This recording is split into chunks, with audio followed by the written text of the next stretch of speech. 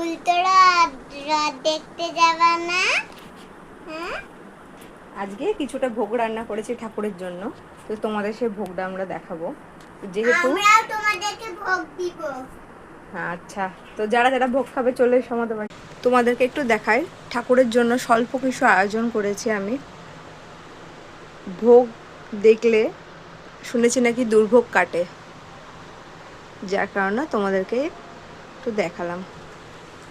একটু ঠাকুরের জন্য করেছে একটু খিচুড়ি, 5 রকমের ভাজা, একটু জিলিপি, একটু আম, একটু কলা, এই ঠাকুরকে সব রকমের কিছু যেইটুকুনি পেরেছি সেইটুকুনি দিয়েছি।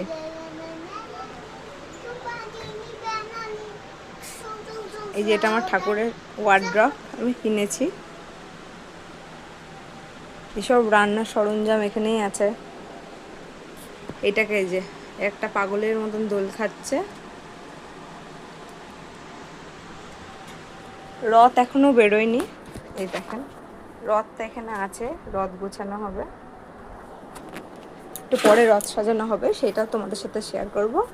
এইটুকুনি আজকের জন্য, ধন্যবাদ। আবার পরে যখন রথ বের করবো তখন আবার তোমাদেরকে আপডেট দেবো।